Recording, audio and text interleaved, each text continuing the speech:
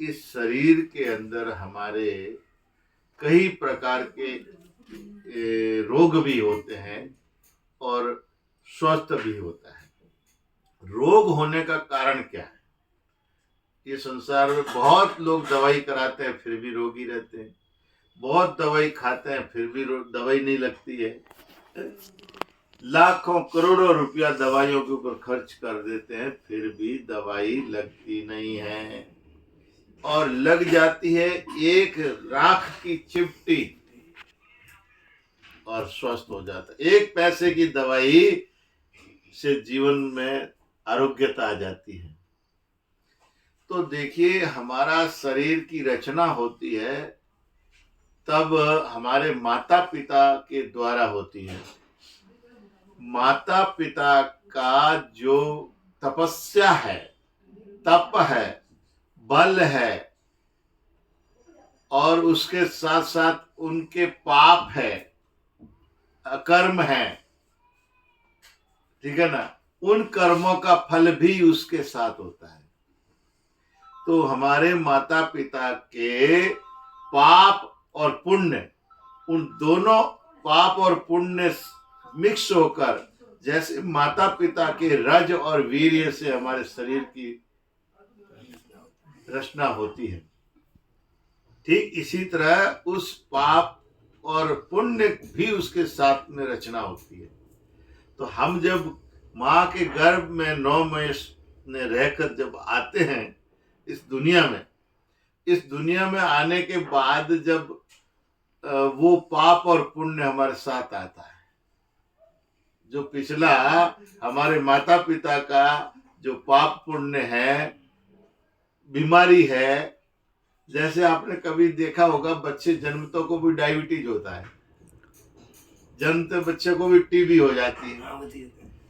जन्मते बच्चे को भी ब्लड प्रेशर होता है, जन्मते बच्चे की नेत्र रोशनी कम हो जाती है। तो वो परिवार परंपरागत बीमारी भी साथ आती है, और कई बाल के जन्मते ही घर के अंदर आनंद ही आनंद हो जाता है, उनके जन्म होने से ही घर में लक्ष्मी टूट पड़ती है, उसके आने से ही बड़े शुभ कार्य होने लग जाते हैं। तो वो उसके साथ साथ उनका पुण्य भी आया है, उस पुण्य के प्रताप से शुभ काम हो रहे हैं, और उसके पाप के कारण से उसके शरीर में रोग हो रहे हैं, ठीक है ना। तो वो रोग शरीर में साथ साथ लेके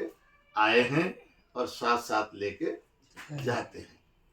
और उसके बाद में जो इस धरती पर हम रह के कर्म करते हैं, अब बचपन से ही मान लिया हमारे माता पिता के जैसे संस्कार है वो परिवार में हमें मिलेंगे। अब जैसे आपके घर में सुबह उठ के पूजा पाठ करते हैं, भक्ति करते हैं, माला जपते हैं, गाय को रोटी देते हैं, तो आपके सारे बच्चों में वो संस्कार आ जाएंगे। और फिर बड़े होंगे तो दोस्त मिलेंगे, तो दोस्त भी अगर ऐसे मिले तो वो बना रहेगा, नहीं तो दोस्त अगर मिलेंगे ना दूसरे बैठ बैठने वाले या माँ बाप को गाली देने वाले या माँ बापों को परेशान करने वाले, तो वो आप वाले संस्कार छूटकर वो वाले संस्कार आ जाएंगे उसमें। तो फिर वो कहते हैं मास्टर का बेटा मास्टर नहीं बनता है, डॉक्टर का बेटा डॉक्टर नहीं बनता है, कई बार भिखारी बन जाते, दोनों बेरोजगारी बन जाते, क्योंकि उनके जो संस्कार थे उनसे संस्कार बाहर वाले हावी हो गए। बाहर वाले हावी होने से वो फिर उनकी आज्ञा का पालन नहीं करता है। तो इसीलिए, और वो प्रारब्ध है, अगर आपके घर में बच्चा आपके माता पिता को प्रणाम करते हुए सुबह देखेगा, रोजाना उनकी सेवा करते हुए देखेगा, उनकी आज्ञा का पालन करते हुए देखेगा, तो आगे जाकर आपका बच्चा भी आपकी सेवा करेगा,